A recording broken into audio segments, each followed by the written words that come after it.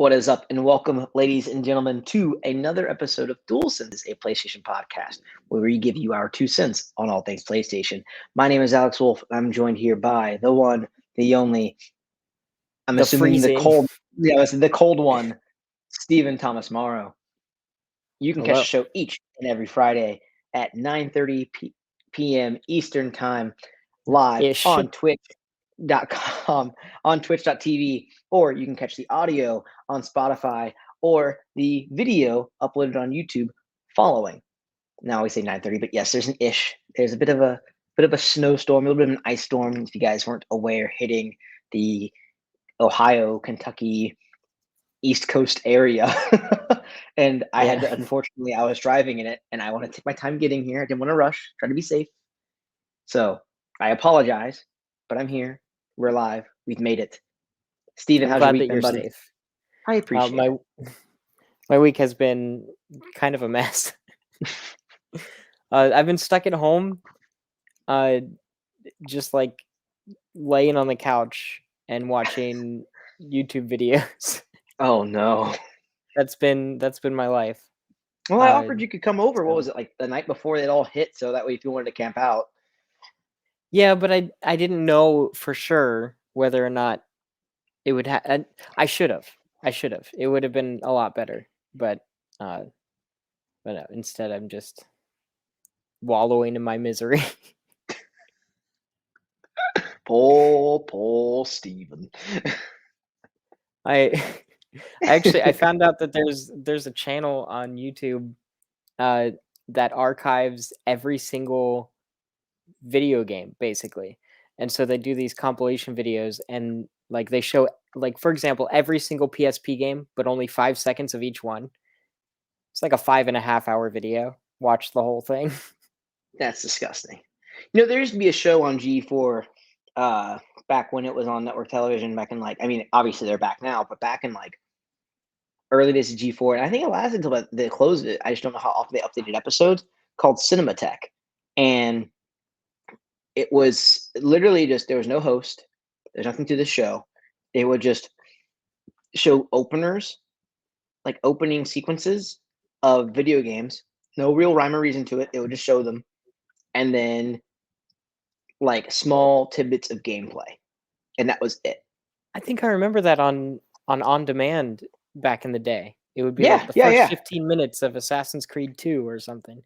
Yeah, and I loved it. And it was just like a half-hour long show, and it's all we would do is just plow through about like five games or so, if not more, and just showcase a bunch of like highlights or openers to them. It was cool. I loved it. It was one of my favorite shows. It literally just did nothing but just show openers to video games. Yeah. Steven, we've got a lot to talk about tonight. We've got PlayStation has acquired Bungie. We've got a showcase that was happening. We had 2 showcases. First, an official state of play. I believe the first one of the year, focusing on Gran Turismo 7, and then a showcase, not a state of play, but a showcase for Ghostwire Tokyo. 2 showcases. Yeah. There was another one for an RPG, a JRPG called Edge of Eternity. Edge of Eternity. Yeah. Here, hold on. Let me get these banners on here because I forgot. Oh, you ho. There we go. Now it's official. Always, you can go to www.mtfproductions.com/donate to donate as little as $1 to keep the show afloat. Let us grow the show. To keep me afloat. To keep Steven afloat. To keep my heat on. To keep the heat on. Look at him, he's a pole boy. With a jump force. That tells you his financial situation. Jump force, they pulled. It's not even active anymore. And he has a poster for it. Yeah. He needs help.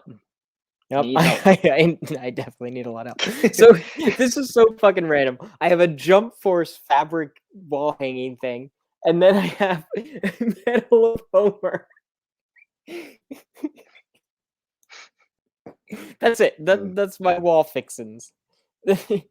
Medal of Homer.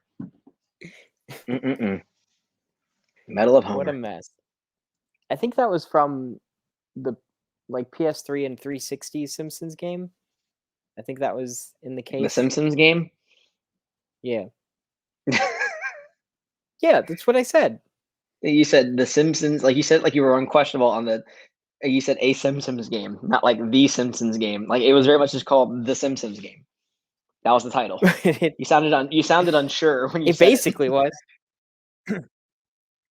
I was unsure of whether or not it was included in that or if it's from like an even older Simpsons game. I don't think so. Depending on when you got But it, like only anyways, if it would have been Simpsons Home I'm just Alone. gonna dive in. Is it okay if I? Let's get into it. Oh, hold on. Can you hear me? Yeah, your I'm video having quality is a little some lower than normal, internet difficulties. I mean, fucking snowmageddon, my dude. I mean, I'm surprised we're able to go. Yeah. All right. Were you able to watch any of the Edge of Eternity showcase thing? No, I honestly didn't even notice that one was coming through. I saw the big stuff about Gran Turismo State of Play, and I saw the obviously the Ghostwire one was coming through, but I haven't watched any of them. So if you'd like to inform me, sir. Okay. Well, I'll start with Edge of Eternity because I feel like that's the probably the least exciting out of all of them. But this is a JRPG, but made by a very small team. I can't remember the name of the development studio. Um, but it's a small team, and this one's been in development for quite a while. I believe it's been in early access on PC for quite some time.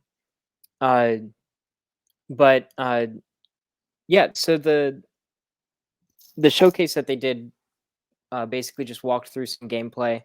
Looks like it's a little open world, uh, kind of. It's turn based, but it's like a real time turn based type deal, uh, where the characters are on like these timers, and that determines what order they can go in battle. Okay. It seemed a little rough, but like for the size of the team, because this is essentially an indie game, but it seemed impressive for how small of a team it is. Hmm. Like they're going for like a Tales of kind of vibe. Uh, there's like rideable mounts. There's this like weird cat thing that you can ride. There's all kinds of characters. It's fully voice acted. Actually, the voice actor for one of the characters was the one who narrated the showcase, and he did a lot of cheeky things. Um, that was kind Cheeky. of fun. Yeah. It's got full Japanese and English voiceover that you can choose between. Hey, Um, that ain't bad. That ain't bad. but the game seemed kind of cool. If JRPGs are your jam, then you'll probably end up enjoying it. It just kind of lacked some polish, like when you're walking around or riding on the weird cat thing. The main character had this giant scythe weapon, and it would just like go through the character's head. It would clip through his character model, and like 90% of the comments under this video were just talking about how annoying it was that the scythe was going through this guy's head. So if you're okay with that, it seemed fine. Um, but yeah, so that showcase thing is available on the PlayStation YouTube. If you like JRPGs, check it out.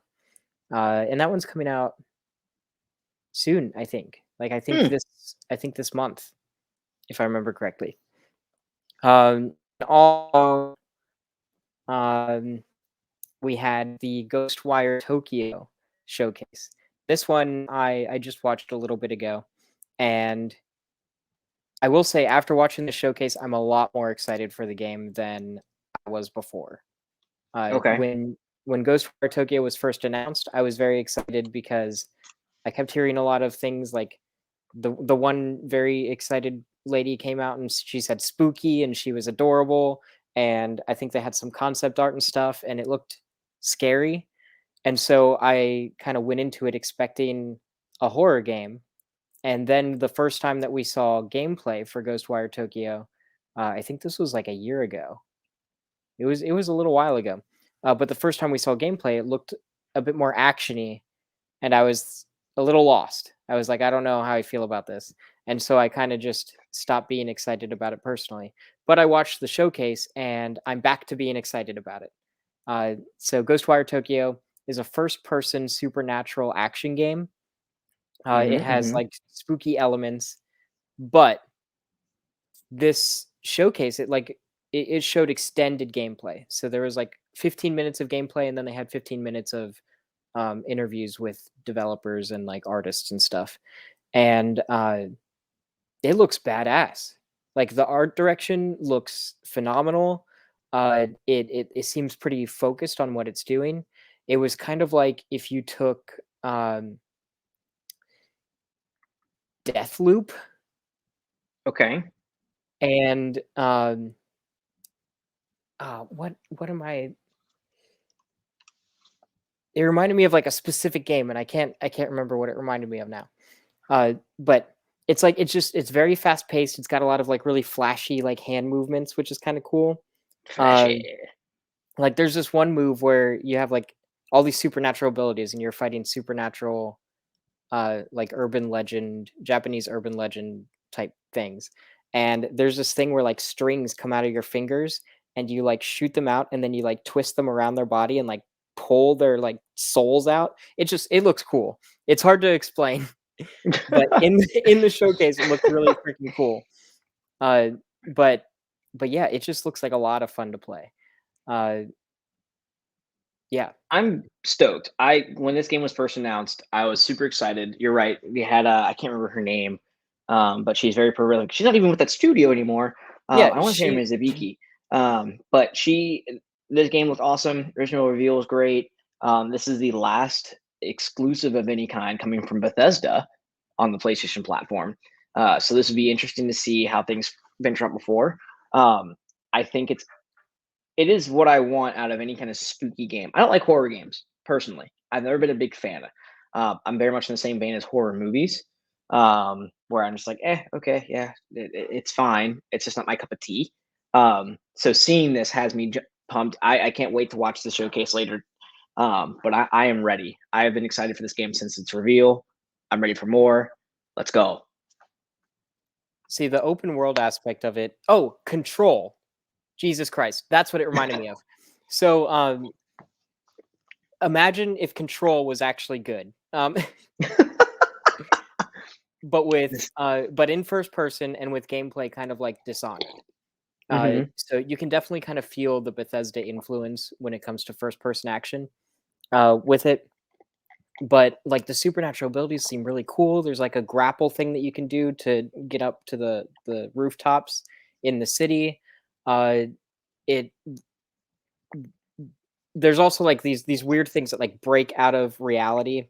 And this is the part that reminded me of Control a lot. So there's like weird things that don't make sense, or like walls shifting and like objects behaving in ways that they don't like normally behave. And you go into these realms and they're a little bit more like navigational puzzles and things like that. It seemed really surreal.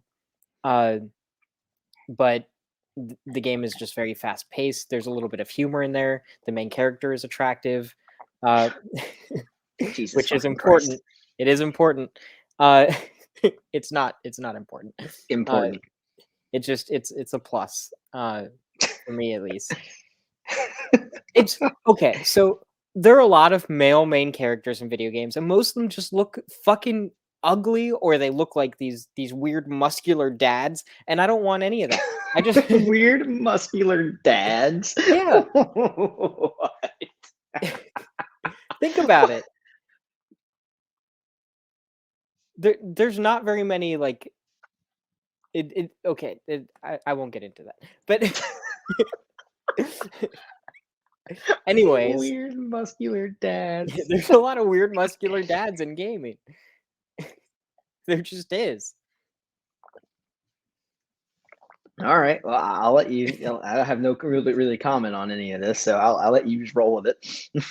Yeah. Anyways, so you said that you didn't get to watch the showcase yet. I highly recommend that when you get the chance, you should check it out because I'll probably do after the show here, but yeah, they did a deep dive into the gameplay and how it works. It looks phenomenal. It's ticking a lot of boxes for me, and I like I said, Ghostwire Tokyo was not on my radar really.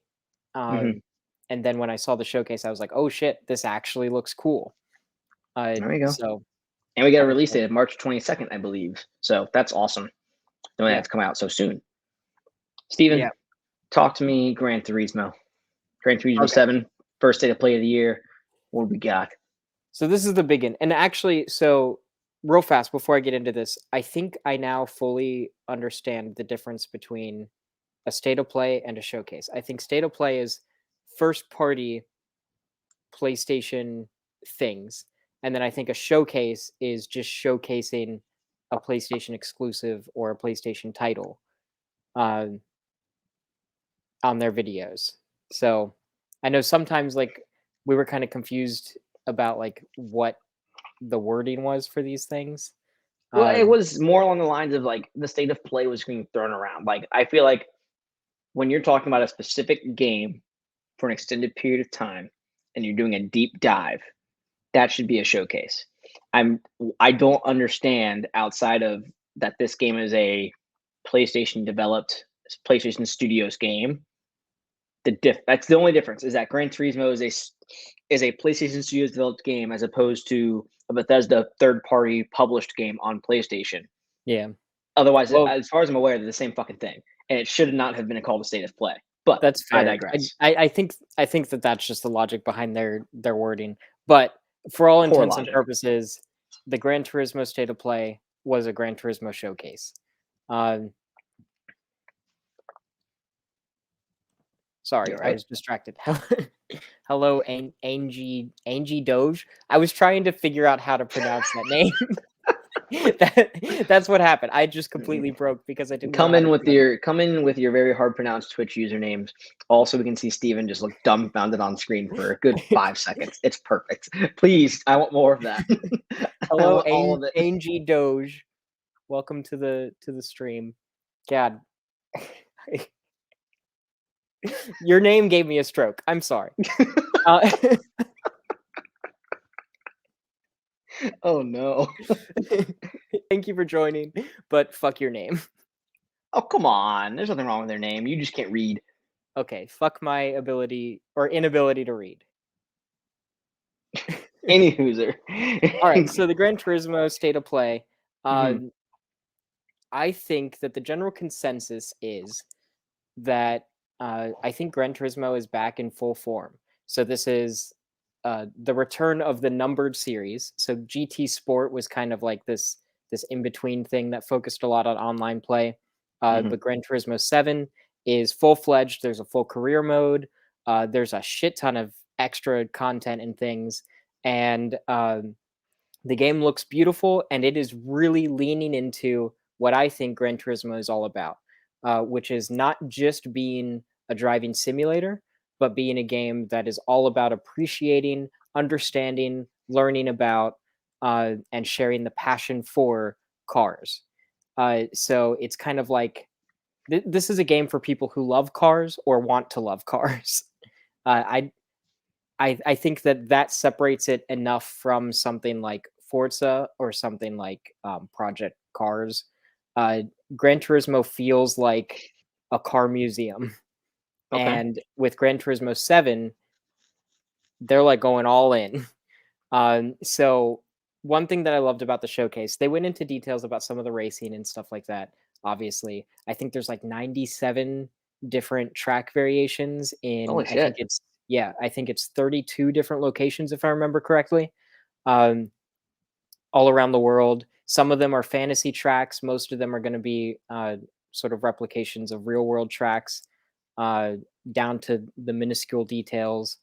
They're also doing a lot of really complicated like weather effects where they're not just having like preset weather conditions, but they're simulating like part of the video they went into like the scientific explanation on how clouds form and how like the yeah, and how the temperature and the humidity and the way that the atmosphere works in different parts in different Mhm. places around the world sucks moisture out of the ground, and then the height of the clouds depends on different factors. Like they went into hella detail and they were like all of that is simulated in this game.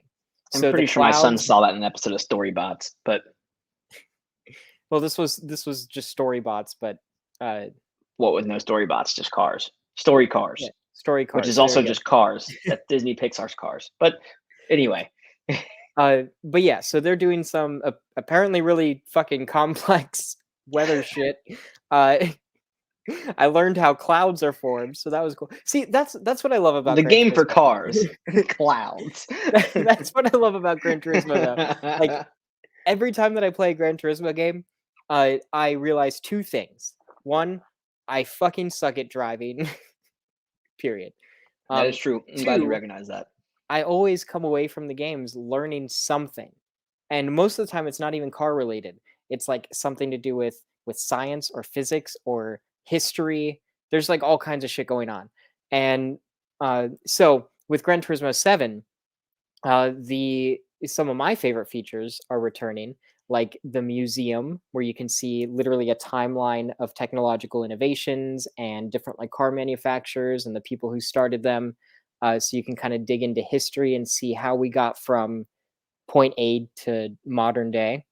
Mhm. Uh, so I like that. But then there's also there's like a showroom that you can walk through where you can view legendary cars and learn about like why they're important or like significant to the industry, like what kinds of things they brought to the table, and that looks beautiful. The Scapes mode, which was in GT Sport, where you can basically it's like photo mode, but they do some really complex lighting stuff. So basically, they took photos of real world locations, and then they had like the special camera that captured the lighting information for that photo. So the lighting can translate to wherever you place your car in this photo. So the lighting matches the real world location. So basically, you get realistic lighting rendering, and of course, there's ray tracing now with Gran Turismo 7 on PS5. So it's like this really high fidelity uh, photo mode. They've got like thousands and thousands and thousands of these photos, and each one of those has like information about the place that the photo was taken, things like that. Um, so all of those kinds of things are returning, but then there's new additions like the ray tracing and scapes or the legendary car museum thing, stuff like that. There's a shit ton of customization for the cars. There's tuning, but then you can also customize the look of it with things that don't necessarily affect performance. It looked really complicated. Everything from like tire pressure to other things that I don't understand. uh, uh, Oh shit. but it looks cool. The license mode or whatever is coming back, where you have to earn your driver's license and you go through all these different things and you learn about racing and racing etiquette and how cars function on a basic level. And then there's, I think I mentioned a traditional career mode as well. Viewer Um, Steven will never get that license. Just let that be known. I never will. I never will. But I'm gonna try, and then I'm gonna get distracted by all the other pretty things in the game. Uh, but they spent quite some time talking about two new features in the Okay. game, All right. and What do we got? What do we got? What do we got? this What I do think is we exciting. got? So for people who don't want as much of a simulatory experience in Gran Turismo, they have a new mode that is Mm-hmm. more arcadey, Mm-hmm. and it's also kind of a music game, Oh god damn it. but it's cool. So basically, you pick a song, you pick a track, and then you race on the track to the song. And there are checkpoints throughout the track that are timed with the music. And you basically have like a timer going down, just like old school arcade racing games, where you have to reach the checkpoint before your time runs out. But it's based on the tempo of the song that you're listening to. So it's like a traditional checkpoint arcade racing style thing, but with a little bit more of a sense of musicality. So you're like driving and stuff, Musicality. and then the checkpoints are like in time with the BPM. I think it looked really cool. I'm kind of excited to play it. And then in conjunction with that, there's a new mode where whenever you're done with a race, you can do there's the traditional replay where you can watch the race and you can share that content online. But now there's a music replay where the replay and the camera transitions are timed with the song that you choose. So you get like like sweeping camera motions that are in time to music, and the camera angle will like switch, or the scene will switch right on the beat of the song. So it kind of Okay. adds more of a dynamic musicality to the replay, which is kind of neat as well. And they didn't get into any of this during the state of play. They just kind of showed it, like the aftermath of it. But I'm The small curious if little you can go in recap and they usually tweak it, have. and kind of like edit. Yeah. But yeah, so they talked about all of the content that you create in the game, whether it's, obviously like lap times and things like that, or any of your replays, the photos that you take, the custom designs for cars, uh, everything you can share online. And there's like a hub where you can see other people's content. You can rate it. You can like take other people's designs and things like that. So that's all pretty cool. Uh, I think the game looks great. Personally, I think it looks gorgeous. I love that they're adding some more arcadey options. Uh, I love that they're still keeping the sort of educational tinge that Gran Turismo has always had. Uh, those are the kinds of things that I really enjoy. One word that they used a lot during the state of play is accessible. They wanted this to be a game that anyone can enjoy, no matter what their degree of interest or knowledge when it comes to racing or the automotive industry is. And I Mhm. think that that's exciting to me, because I feel like Gran Turismo has never really been the most accessible game, uh, but I like that they're kind of allowing for all these different options. They're really letting people ease into getting to the point where they can race competitively, and I think it looks great. Personally, I'm very excited for it. That's good. Gran Turismo has never been my shtick. I am one of those people that loves the more arcadey racers. Out of my favorite racing games, probably the most popular ones I love Burnout. I love the Need for Speed games. At least some of the, like Hot Pursuit and Most Wanted and Rivals. And I love the Forza Horizon series. Not as much as a fan of the motorsport, but I prefer it over Gran Turismo because it still has me. I feel a sense of speed when I drive.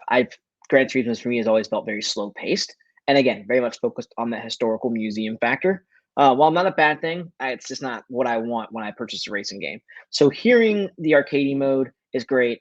Hearing that it's got to have a music mode as well to it, like a musicality feature added onto it as well. Not a bad thing, but I want just a very pretty, fun, just exhilarating racing game that comes from Polyphony. I feel like if Polyphony did something similar to what Turn 10 Studios is doing with the Forza games, where they have one that's very much simulator, very much the car history, very much just the car appreciation of the industry itself, as well as having this more arcadey, fun, bombastic thing in the Horizon series. I feel like if Paul, I'd be all over it. I would love it. But That's what we almost had with Drive Club, but y'all didn't want to support that game. Drive Club wasn't art. It was a bad balance of arcade and simulator to where it was just fucking difficult for no real reason. Like it was just hard and it wasn't fun. It was bad. I'm gonna I just say like it. It was I not a like fun. Drive Club. I really I like Drive Club. I I wanted think it Drive Club to be was a fun experience severely and it just underrated. wasn't. I feel like the only good thing to come out of that studio, in my eyes, was Motorstorm Pacific Drift. Uh, I Everything love like all the Apocalypse. motorhomes. I couldn't stand the first one. I felt Apocalypse was too just tacked on. I feel like it was just done lazily. I feel like they hit their stride with Pacific Rift. Motorstorm Uh, Apocalypse is the Uncharted of racing games. no, no, just because of the big set pieces doesn't make it a fun It game. was amazing. It Oh was my god, amazing. it It was was so so good. boring to play. I loved Um, it. God, Tell but you it's what, fine. It's fine. I'm I gonna I say will there's say one racing game. There's two racing games actually. I wish maybe come back, but they never will. And I took no one played them, and they're from developers. I'm not even sure if they're. I know one of them isn't. The other one I think died as well. Was Blur and Split Second. And I'll see leave it at Split that. Second. I can get behind that. Those Yeah. two fucking games were great. Blur was a kart racer, but with actual fucking cars. That was phenomenal. Blur was fine. I really liked Split Second though. But so I don't think Gran Turismo 7 is going to really change too many people's minds if they're not already a fan of the series. I don't think they need to anymore. I think that game But it has its audience. yeah, but I think Gran Turismo 7 is exactly what the doctor ordered. There's a cafe that you can go to in the game, and so Gran Turismo for me is just a vibe. Like it's a game that I put on, and half the time I don't even play it. I just have it on because it makes me feel a certain way. You just Uh, described 90% of the games you play, Steven. I know. That's why streaming is good for me, because then I actually play the game, You're because I know forced that to if I 'cause just sit there, that no one's gonna watch. start a game Uh, and it's just this tree for 3 hours, only to pan the camera out and you're passed out on the couch, there, not in the oh my room. god, I was streaming Kana Bridge of Spirits. I played that for the first time. I did a 5-hour stream. I did like the first chunk of the game. And there was a part early on where I was just looking at the pretty things, and someone in the chat was like, "Save the children, Steven." And I was like, it completely like snapped me out of it, and I was like, "Oh yeah." Jesus, I think it God, was you're something along. They were just like, "The dead babies, Steven. You need to find the dead babies." Jesus Christ. Because I was Steven. like, I thought the babies were dead. But Oh, no. anyways, so Anyways, uh, we got Gran big news, Turismo Steven. has always been hold on. Gran Turismo has always been that kind of vibe. They have a cafe in the game, and there's a little menu on your table. You open the menu, and each of the menu selections is a car, and then you can just kind of like learn about the car. You can have a car with your coffee. It's just like it's such a weird thing. It's like it's It's a it's bougie, a it's a it's play on pretentious. the cars and coffee thing. Yeah, but I love it. I love it. I I mean, think I so is think cars and coffee. You know what cars and coffee is? I have no idea what Cars and Coffee is. So there's the Starbucks, the big one over in the Crestview. I don't know if they still do it. I don't know if they've done it since COVID. Um, but that and there's a few other places around here, and I think it's kind of done just statewide. It's just very much like wherever you're at. Car enthusiast will go to a coffee shop, take a big spot, like a big chunk of this parking lot space, and just bring out their fancy cars, whether they're classics or modded cars or just very expensive cars that they don't have to mod because they're expensive as fuck already. And they just drink coffee and just, shoot the shit. And it's just called, hey, you want to go to Cars and Coffee? Yeah, sure. And you go to Starbucks, you get what you want or whatever Oh, coffee shops around you. It's a really fun thing. I did it once a few years ago. I had some friends that went all the time. I at the time working at GameStop because it was typically held on Sundays and I worked Sundays. I couldn't go there. But it is very much what you described. It's pretentious in a way, but it's a fucking vibe and it's a great time. And that it's sounds pretentious, kind of but nice. exactly, it's But pretentious, but like like everyone can go. There's nothing stopping you. I want that, but I don't want to have to like interact with any actual humans. And I think that Gran Turismo 7 will allow for that kind of experience. Oh no, Steven, Steven, all that's great, but January was the month of just big fucking moves and big acquisitions. So I'm gonna get into one thing, and I'm gonna go to collect for how this happened. So I'm gonna be quick with this. MLB The Show 22 is not only coming to PlayStation this year, it is coming to Xbox. Not only is it coming to Xbox, it's launching day and date on Game Pass. Not only is it doing that, it is also launching on the Nintendo Switch. I never thought I'd see the day that one, this game's gonna run like asshole on the Switch. It's got to be a different version of the The game, or it's Switch is going to really like this it's been game can't struggling lately. it can't do it. It can't handle a game with that graphical capability. It just can't do it. So it's either gonna be dumbed down and really bad, or it's gonna be a totally different kind of game where it's pretty much super mega baseball, which would be awesome. But there's that. The second thing, this is the biggest. Bungie has been acquired by PlayStation by Sony, joining the PlayStation team for $3.6 billion. This is big. Steven, I don't know if you remember 2-3 weeks ago, whenever the Microsoft Blizzard or the Microsoft Activision Blizzard acquisition happened, I said this puts Sony in a spot or PlayStation in a spot where they're going to need, depending on how the whole Call of Duty thing goes, a flagship first-person shooter.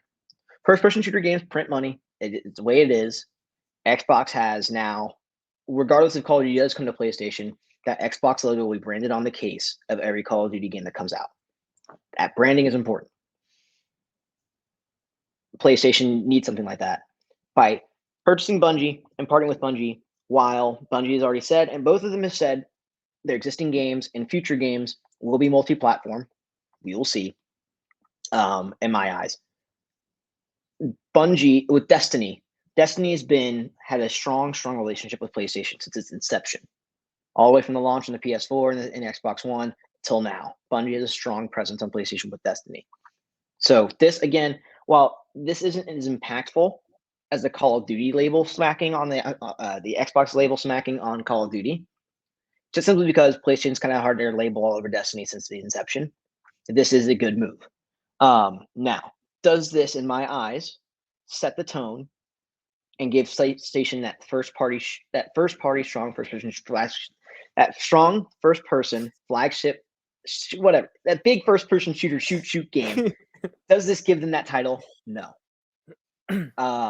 Destiny has been out since 2014, 2013. It is multi-platform. It's staying that way. Bungie, we know they have a new IP under the hood and they're working on something. Again, they're focused on keeping their community tight and keeping games accessible, and PlayStation is, again, so far, wanting to keep that ideal. So I don't think this will be the game for them either. But this does give PlayStation is really wanting to build its live service deals with the games, and they're partnering with Bungie as an aspect. And I'll tell you what, what's really cool about this acquisition is that PlayStation's very much, it sounds more hands off than anything else. They're really just looking to put their label on something and just give funding to Bungie when it needs it, and utilizing their tools. But that's it. It sounds like they're allowing them to do whatever the fuck they want with their games. Like, that's up to you guys. Yeah, I think and going from there. I think they can be like directly quoted as saying that Bungie's going to remain independent. Yes. They're going to publish their own things. So they're basically just working under PlayStation. And there's probably going to be some kind of like special exclusive perks, like benefits, but their games are still going to release on multiple platforms. And yeah, what I think is interesting, PlayStation definitely wants to get into the live service realm of things. That's something that's not really as present with their first party developers. But I feel like with this, they're definitely leaning into not just having a live service thing, but kind of having a presence on multiple platforms in the same way that Microsoft is sort of leaning. And PlayStation has expressed interest in wanting to do that kind of thing, even if it wasn't necessarily what they wanted with MLB The Show. That's what we're seeing with that. With the presence of PlayStation exclusive titles on PC, we're starting to see that there. I think they understand that money can be made when you put your games everywhere, and so they just want there to be quality games associated with their brand accessible everywhere. I think with whatever it is that Bungie's cooking up that's not Destiny, I think it's going to be worth watching, because keep in mind, Bungie gave us, I mean, the most influential first-person shooter of all time, which is Halo.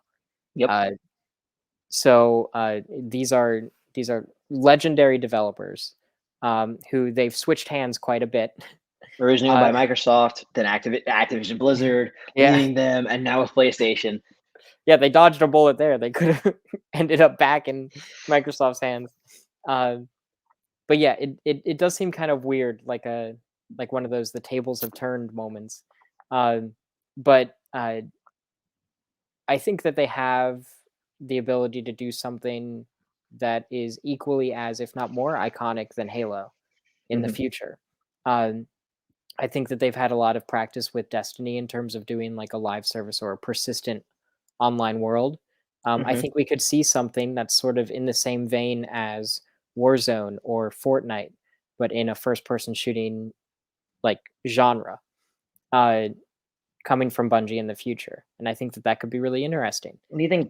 Don't you think Destiny kind of, well, not the exact, so kind of covers that? I mean, Warzone and Fortnite are very much a games as service type of deal, where you just hop in, play, you get your season pass, your battle pass, whatever it is. I'm talking specifically battle royale. Oh, well, that could just be a mode tacked onto Destiny, though. I mean, it could, But I don't see the need to create a new IP for a singular game mode. well, I also think that there's this trend now, with not just gaming but technology as a whole, of creating persistent worlds that can evolve and adapt as time goes on. So instead of having multiple games, you have one world and you fill it with as many experiences as possible. This is what Facebook is doing with Metaverse. This is kind of the idea of something like um, Roblox or Dreams, things like that.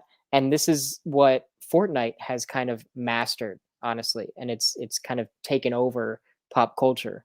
Um, but this is things that other developers have expressed interest in doing. Even Rockstar with Gran Turismo, Jesus, Grand Theft Auto 6. Um, sorry, I've got the coffee and cars on my mind. Cars and coffee, you hoe. Whatever. Uh, anyways, so uh, Rockstar has basically said that that's what they want to do with Grand Theft Auto 6. They want to have a persistent world that is ever changing, ever evolving, similar to something like Fortnite. Uh, I think that that's kind of the way that a lot of these online experiences are going. And in order to do that, that's a very resource heavy thing. It's something that, you don't just develop it, release it, and then maybe do some updates and then you're done. It's a constant thing.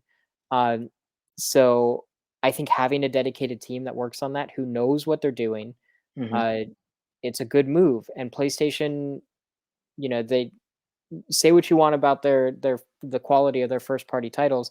They don't have that online presence as much as they do, as much as their competitors do. Yes, yeah, that's very true.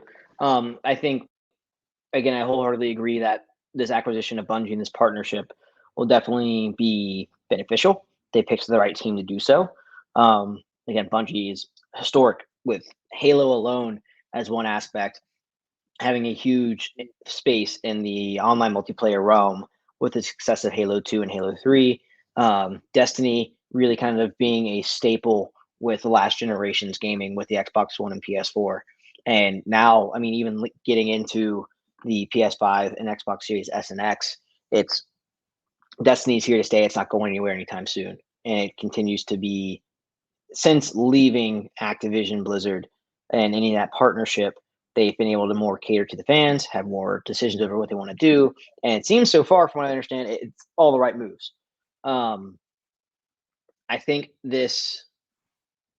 everyone's looking at this acquisition on the same scale as a response to uh, the Activision Blizzard King deal. No, it's not. It's been talked about. Jim Ryan came out and spoke in an interview at Games Industry that this isn't the case. This was something that was already months in the works, and it's on the same scale. Microsoft, they're trying to build their first party library. They're trying to get resources and they're trying to get good things underneath their flag. This is PlayStation's way of not necessarily getting something under their flag, but hey, we lack in this space. Who can we partner with to help out? And they chose Bungie. So they acquired them, but again, keeping very much an independent approach to the whole thing. I mean, they're going as far as a third of the $3.6 billion they're spending is to retain employees so they don't lose anyone. That shows that this is more about keeping the resources on hand, not just pumping out a new game and keeping it just solely a PlayStation label. It'll be interesting to see, one, how this affects their new IP, two, what kind of resources they pull and how well PlayStation utilizes them. PlayStation is focused with its first party games has always been about quality. Always has been, always will be. I think that's where they really, what's the word? Thrive. Thrive and stand out is that quality there. And I spoke to that again 2 weeks ago, where Microsoft may start building more umbrella and having more names under their flag, but and PlayStation may have fewer. But every time you pick up a PlayStation exclusive game, 9 times out of 10, that game is going to be critically acclaimed, and is more often than not going to push some kind of boundary in the tech space. with what that console can do or what defines a generation. You're seeing that another aspect of this generation, a lot of people have always talked about, is everyone's kind of talked about this generation as service. Service will define this generation. Yes, that is going to be a big factor. But along with that service is going to be content. What kind of content will you put out? How strong will it be? And how long will you support it? That is going to be something we're seeing. And you see that now with PlayStation, who famously did not want crossplay, famously did not put their games on PC. Now they're putting their games on PC. They're celebrating them when they are released on PC, and then celebrating the sales numbers on it when it's coming out on PC. You see them talking about remote play with playing games via your iPhone. No longer do you just need a PlayStation Vita to do this. You get a Bluetooth, you get a DualShock or a DualSense controller, and you Bluetooth pair it to whatever you've got, whether it's a PC, an iPhone, or even a fucking MacBook, and you use your remote play. There's talks of Spartacus being another a streaming service of some sort in a comparison to Game Pass. I wouldn't be surprised if eventually that comes to another platform, or at least PC, much like Game Pass did in some capacity. It's very much about getting your content into as many hands as possible, because like you said, PlayStation's recognizing if we put our games and other things out there, we will make money that way. Like, just because like our name's on the box, yeah, it's not on our PlayStation 5, but we're selling a PlayStation game on a PC and we're still collecting some kind of income. That's important. And it's about time they recognized it. And if they capitalize on that, I still stand by. If they can keep that up and keep doing this, they've gone this long with Game Pass being around and it's not killing them yet, that I think if they continue just to put out the quality titles they have been, but just make them more accessible, PlayStation will still be a dominant force in this market and could easily still be, not, I shouldn't say easily, but could still be a top contender, if not the number one contender in this space. See, I think I feel very similarly. There's two things. So first, I want to give a comment, and then I'm going to ask a question. Okay. So first of all, my comment is, I think this is interesting because these recent acquisitions and sort of the behavior of Sony and Microsoft in the past couple years, I think it kind of shows their two different strategies. Microsoft seems to be buying a shit ton of studios, but a lot of it seems to be based off of either games that are already in development or games that have already had success, like the Minecraft developer. What is it, Mojang? Mojang. Like them, bought by Microsoft after Minecraft became like this big phenomenon, and now acquiring Activision Blizzard. Call of Duty is just this like monolith thing. But with PlayStation, it seems like they're going towards. It doesn't seem like they're buying studios for the IP. I don't think they care about that at all. They want the talent. They want whether or not that team or that group, something about that environment is going to lead to the next best thing, or the next like big innovation in gaming.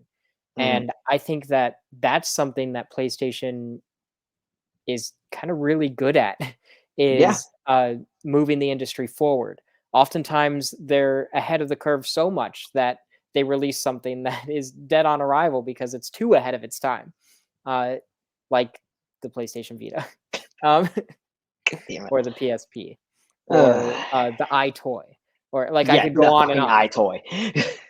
I mean, so we laugh about iToy, and then what did Microsoft do? Like literally 10 years after the iToy came out, they released iToy Point 2, which was just sucked. Yeah, which sucked. But then that same kind of like technological innovation led us to PlayStation VR, which, even though it wasn't the best VR experience, it was certainly the most accessible. So I mean, still, I think PlayStation is very good at innovating. I think that they have some of the top developers in the industry, if not the top developers in the industry, in terms of pushing the industry forward. And I think Mhm. that that's why they were eyeing Bungie. I think that that's why during their partnership and everything with Destiny being developed and released, they were in constant talks. There was an interview with what's his name, Herman Holst. Yeah. Um, there's an interview with him that was featured on the PlayStation blog, and for a lot of the interview, he was just talking about uh, how impactful Halo was. He name dropped Halo, which was pretty cool. How impactful Halo was, and how he was constantly impressed with Bungie when they were working on Destiny, and they were constantly talking about what they wanted to do moving forward and things like that. So I think that he's just uh, him and PlayStation overall.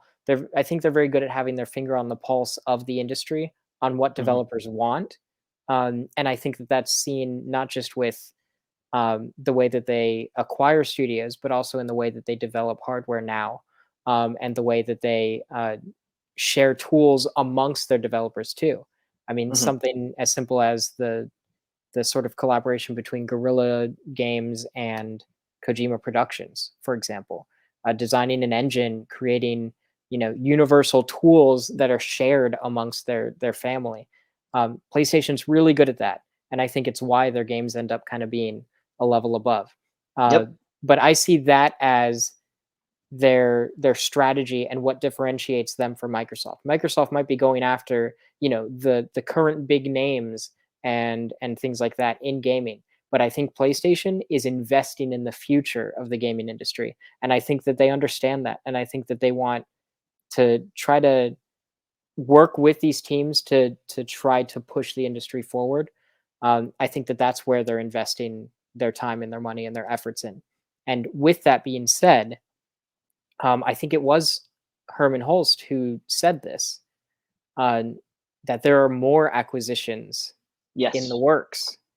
Um, I believe that came from Jim Ryan, but Jim yes. Ryan. Okay.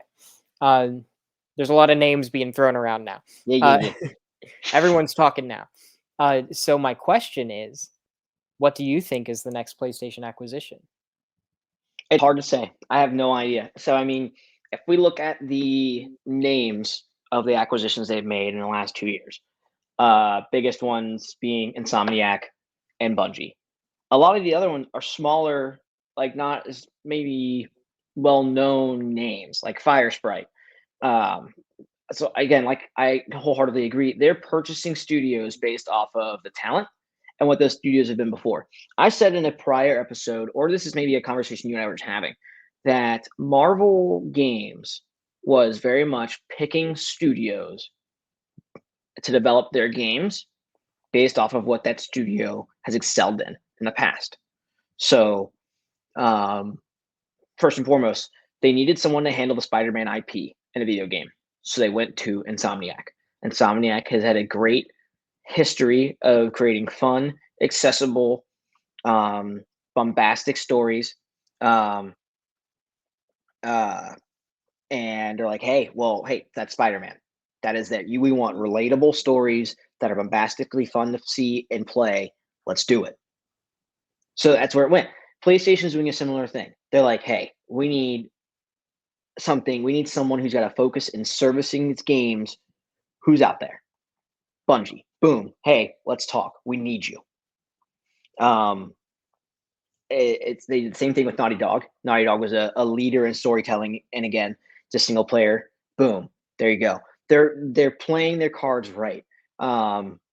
GZD forever. GZDR for E. Not so easy, is it, Alex? Fuck you. That's a bunch of letters. It's not even like a word. Anywho, he said Capcom they spot the fighting game tournament Evo. They can't let the Street Fighter IP get away from them. That's true. Now, do they own Street Fighter? No, not necessarily. But PlayStation is now the primary investor in Evo. So fighting games going forward, I mean, they kind of have been in the past, are now heavily, heavily going to resonate I with think PlayStation. I think Um, Capcom is an interesting one because Capcom also has history with PlayStation, not just with Street Fighter. But I mean, Resident Evil, Monster Devil May Hunter, Cry. Monster Hunter on PSP, huge deal. God That damn it! I You think tell that's a me big the deal. Imagine if Monster Hunter was on Monster Hunter, PS2. It was on the fucking PSP. yeah, but still, so Monster Hunter, Resident Evil, Street Devil Fighter, Devil May Devil May Cry, Cry. Beautiful Joe.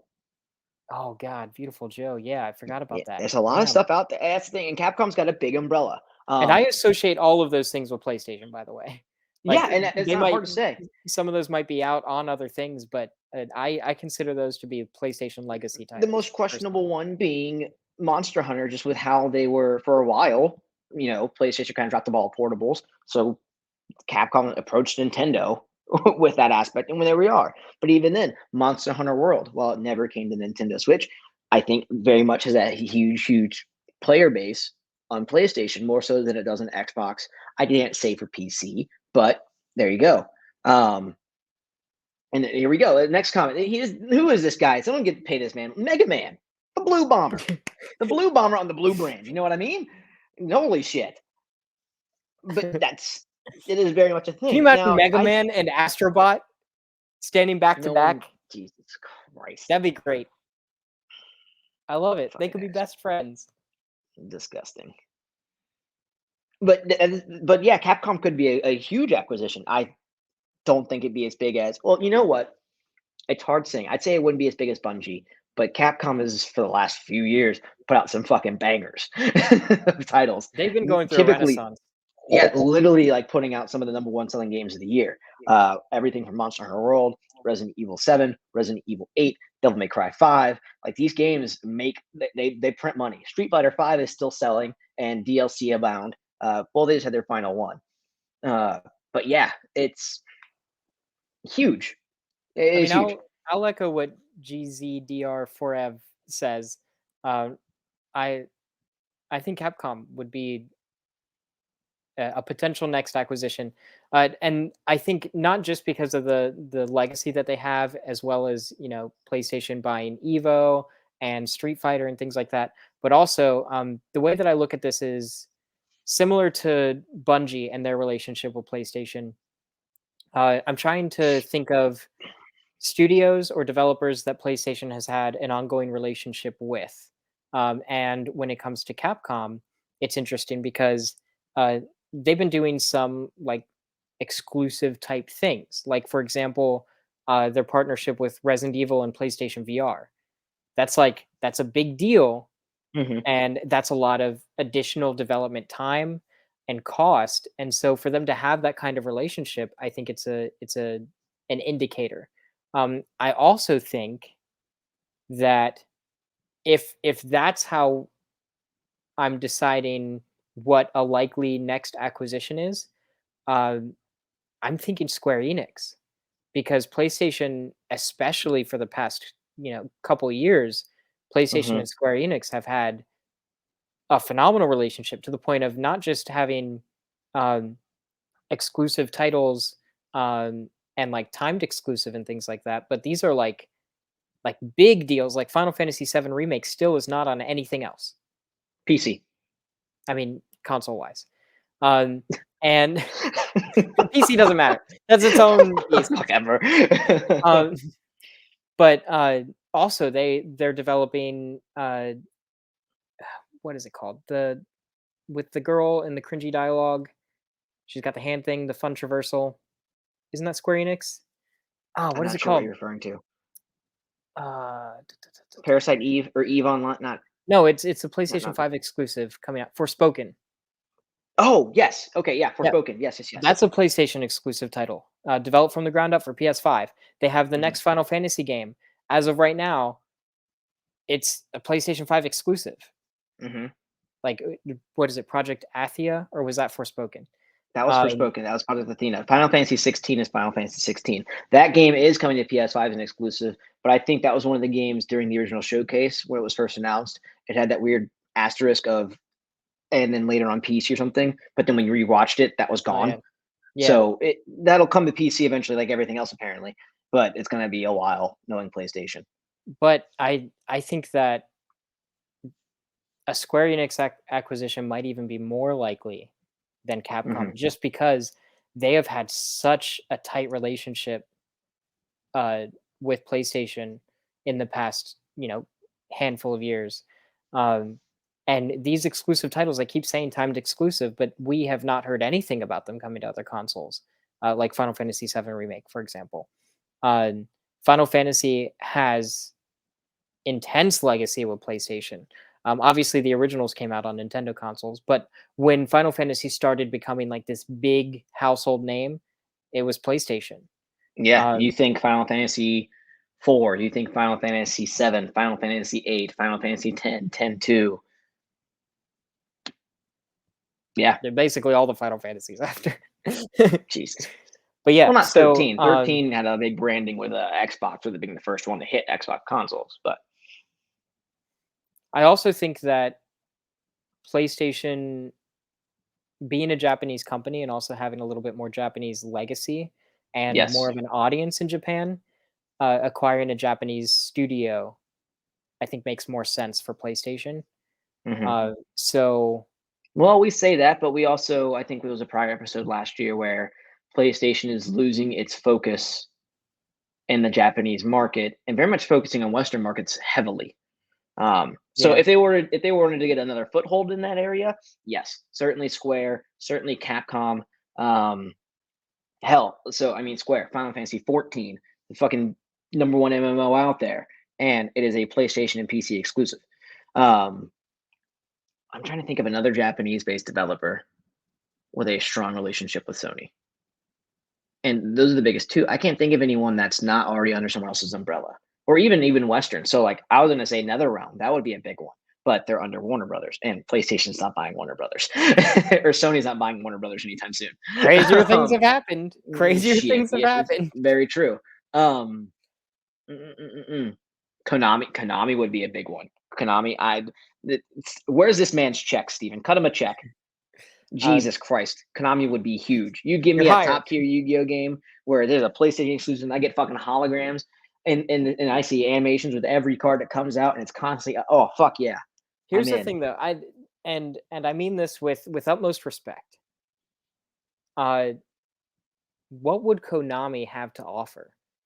Because, like, I mean, other than owning their IP, which their IP is very important. We're talking Silent Hill. We're talking Yu-Gi-Oh. I'm talking That's Metal really all Gear. that I care about. Oh, Metal Gear, yeah, of course. But It's like, without what are you fucking Kojima, talking about? sorry, But you say that, without but if Kojima, if yeah, if PlayStation owns that, if they own that's Konami, true. then we are Um, talking that would be the biggest. but that's just IP. That's just IP. True. But if we're thinking about investing in talent and the future of the industry, Konami has stepped away Oh yeah, from game unless development PlayStation want to get hardcore. PlayStation mobiles back out there. So I don't know if Konami would even be worth it because at that point you're just buying IP, but then you still need to fund the teams and curate the talent in order to create these games under that IP. So it almost seems like that would cost them more money than they would get by acquiring Konami. All right, I'm gonna say that this last one. We'll talk about it a little bit. We're gonna wrap up the show. Bandai Namco, or no. CyberConnect 2 specifically. Hold on. Explain me your reasons. All right, so they're a smaller one. They're not under a not under any umbrella. They're very much their own independent studio. They PlayStation or Sony as a whole is majority stakeholder in Funimation, the biggest streaming provider and biggest collection of publishing of anime games out there. PlayStation, Japanese studio, anime is a focus. They go hand in hand. They don't have, if they were to buy Okay. CyberConnect 2, CyberConnect 2 has put out some of the biggest and greatest anime inspired games in quite a while. We're talking Asura's Wrath. Just about every Naruto game that came out up until Ultimate Ninja Storm 4 on the PS4. So not only can they handle anime IP, they also, like we saw with Asura's Wrath, can handle these bombastic, flashy anime-esque storytelling that just blow it out of the water. I would love to see PlayStation own, because that's another thing. CyberConnect 2, I feel like while they're great, they're small. So they have to be selective with what they do. I think the last big thing they did was Dragon Ball Z Kakarot. If they had more access to either other anime IP with a partnership with Sony, or just the funding to further more brand new IP, much akin to Asura's Wrath, that developer would fucking come out swinging. So I actually, yeah, I think I agree with that. Hi, Hufflehug. Hufflehug, God, you always come at the end of the show. What the fuck? She's got a lot going on now.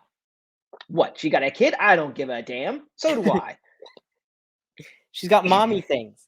Whatever. I got daddy things. I don't want to hear it. But anyways, I think I agree with you. I have a little bit of a hot take. I think anime games for the most part suck, but they sell really well. So I think that it would be a worthwhile investment for PlayStation, definitely, especially to acquire the best anime game developer.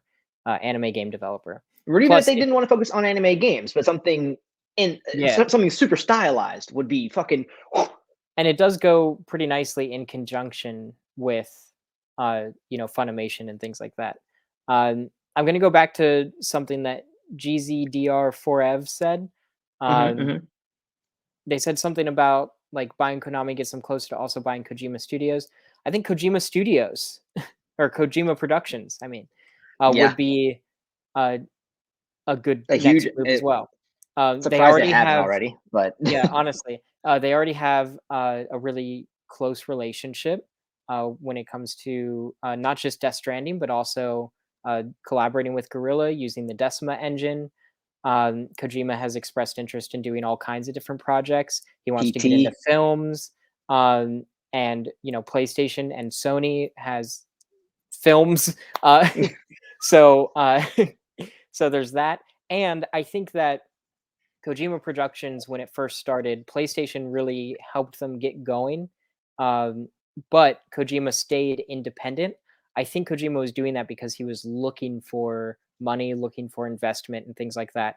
And I think that because of the support that PlayStation has given him, and because not much really has been announced outside of any more PlayStation things, or even teased outside of PlayStation things, I would not be surprised if Kojima ended up going with PlayStation in the end, just because they've been there since he left Konami, basically. Hell, they were with him with Metal Gear back in the late 90s, early 2000s.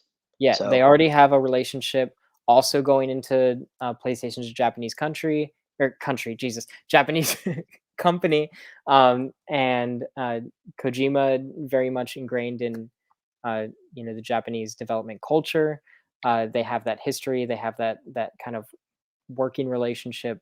I think that would make sense as well. And if we're talking about investing in future innovators for the industry, I think Kojima Productions might even be the most valuable acquisition in that respect. But yeah. Steven, it's been a good episode. Lots to ponder about, lots to think about. Can't wait to see what February brings. Ladies and gentlemen, this has been DualSense, a PlayStation podcast. If, again, you like the show, like, comment, share, support, do all the things.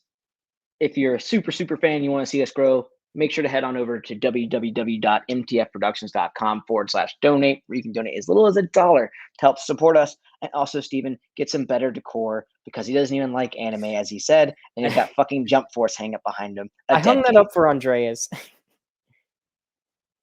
Does he even use that room? No. Bitch. But until then, we thank you. We love you. We'll see you next week. Thank you, everyone, for tuning in. Love, love, love. Except for Sarah. No, Sarah is always welcome here. Nope, in the show, Steven. Leave it at that. Leave it at that. I love you, Sarah. I'm also excited for Horizon 2. Nope. I love you.